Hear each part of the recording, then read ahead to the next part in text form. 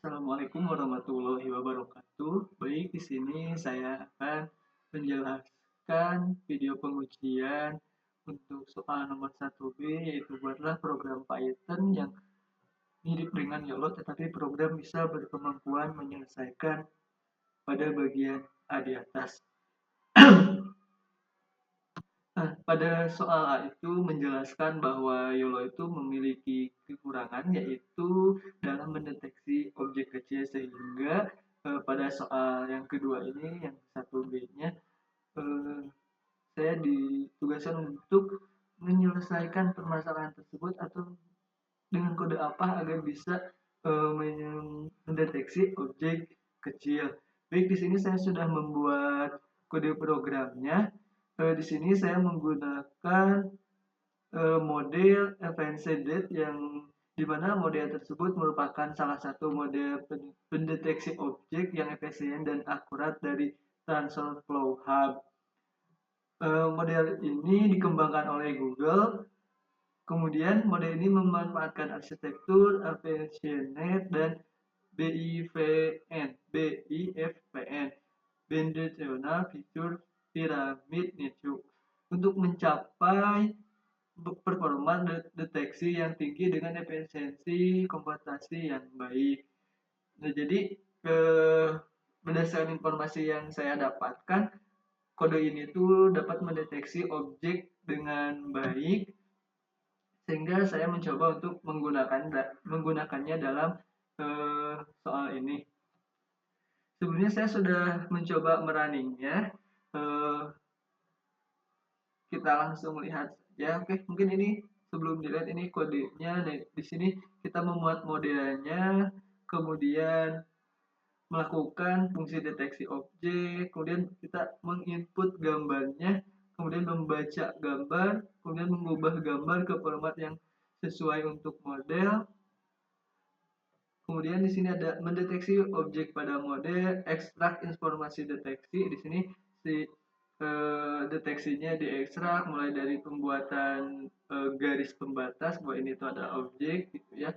Kemudian di sini tentukan ambang batas for deteksi. Nah, kelebihan model ini tuh yang saya dapatkan, batas ambang deteksinya bisa diatur di kode. Kayak misalkan di sini saya mengatur 0,1 sehingga model ini dapat mendeteksi hingga objek-objek terkecil. Nah, gambar kotak pembatas pada gambar asli. Nah, jadi nanti ketika sudah di running, objeknya itu ada gambar pembatas dengan warna hijau. Kemudian di sini saya tampilkan gambar. Nah, kenapa di sini ada warning? Di sini itu karena model ini tuh biasanya harus dilakukan pelatihan dulu agar lebih akurat gitu deteksinya, atau bila kita ingin menggunakan model ini lebih baik lagi gitu.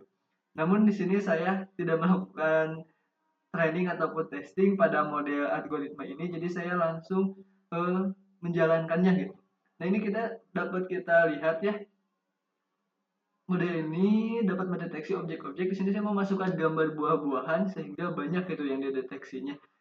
Nah, di sini cukup banyak objek yang dideteksi, mulai dari stroberi yang ada di sudut, kemudian anggur yang ada di sudut, apel, dan juga buah-buahan lainnya. Jadi cukup banyak yang dideteksinya, sehingga menurut saya model ini cukup baik dalam mendeteksi objek. Selanjutnya, selanjutnya di sini juga saya mencoba juga dengan YOLO versi 5X. Nah, kenapa saya coba juga dengan versi YOLO? Saya ingin membandingkan gitu kelebihan dari model yang saya buat tadi dengan model yang saya buat menggunakan YOLO. Sebenarnya sama saja, YOLO juga mempunyai kelebihan dalam hal lain gitu ya, terutama dalam deteksi objek. Namun ya seperti yang sudah dijelaskan di awal, bahwa YOLO itu mempunyai kelemahan dalam deteksi objek kecil.